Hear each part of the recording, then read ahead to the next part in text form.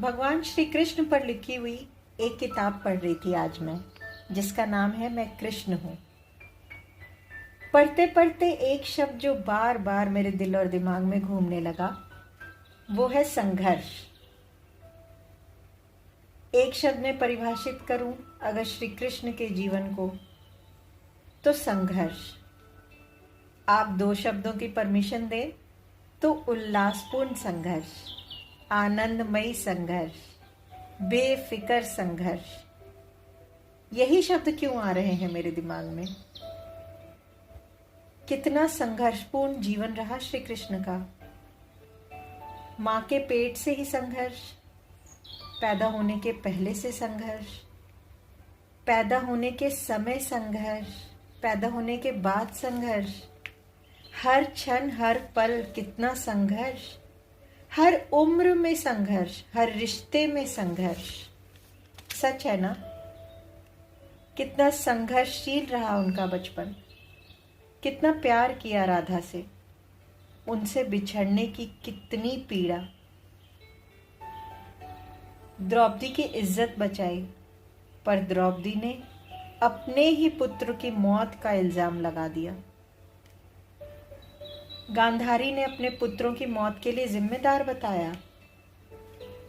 उनके सबसे निकट, सबसे करीबी भाई बलराम ने और उनकी पत्नी सत्यभामा ने मणि चोरी का आरोप लगा दिया। उनके पुत्र प्रद्युम्न का राक्षस ने अपहरण कर लिया और जब वो वापस लौटा तो अपनी से कहीं बड़े उम्र की एक राक्षसी मायावती के साथ। क्या है ये सब? संघर्ष ही तो है। तो कैसे न परिभाषित करूं उनकी इस जिंदगी को संघर्ष? मैं सोच में पड़ गई, ऐसा क्यों? भगवान श्री कृष्ण तो स्वयं भगवान थे। अगर उन्होंने मानव रूप के में धरती पे अवतार भी लिया तो उनके अंदर शक्तियां तो भगवान वाली थी। फिर भी ऐसा क्यों? और कहीं ना कहीं मैं ये भी सोच रही थी कि इतना सब कुछ होने के बावजूद कभी मैंने भगवान श्री कृष्ण को रोते हुए क्यों नहीं देखा। हमेशा वही शांत और मुस्कुराता हुआ चेहरा ही क्यों दिखता है? सोचने लगी। ईश्वर के हर मानव अवतार का एक उद्देश्य है। हर किरदार जो ईश्वर मानव के रूप में निभाता है उसका एक उद्देश्य है। ऐसा लगा अपने इस रूप में श्री कृष्ण भी हमें कुछ संदेश दे रहे थे। संदेश जिसे सबने अपने अपने हिसाब से लिया होगा। मैंने भी अपना एक दृष्टिकोण बनाया, दृष्टिकोण जो मुझे बताता है कि संघर्ष जीवन का एक हिस्सा है। जीवन के हर रूप में, हर अवस्था में संघर्ष हमें करना ही है। लोग हम पर लांछन लगाएं या तारीफ करें, ये वो अपनी सुविधा से करते हैं। फिर हम क्यों अपने ऊपर इन चीज़ों को हावी होने देते हैं? देखा नहीं, कुछ लोग भगवान श्री कृष्ण को प्रेम का पुजारी कहते हैं और वहीं कभी कभी कुछ लोग उन्हें महाभारत का भी जिम्मेदार बोलते हैं। तो क्या कृष्ण भगवान ने जीना छोड़ दिया? अपने नटखटपन को छोड़ दिया? अपने अस्तित्व को बदल दिया? नहीं ना। क्या देखा उनके चेहरे पे? फिर भी हम सब ने एक मुस्कान, एक संतोष और एक अजीब सी सकारात्मकता। देखिए ना, श्री कृष्ण के हर रूप को पूजा जाता है, चाहे लड्डू गोपाल हो या नटखट कान्हा, राधा के कृष्ण हो या सुदामा के मित्र, या फिर अर्जुन के कृष्ण या द्रौपदी के रक्षक। इतने संघर्ष के बाद कैसे लेकर आए होंगे वो खुद को इस ऊंचाई तक?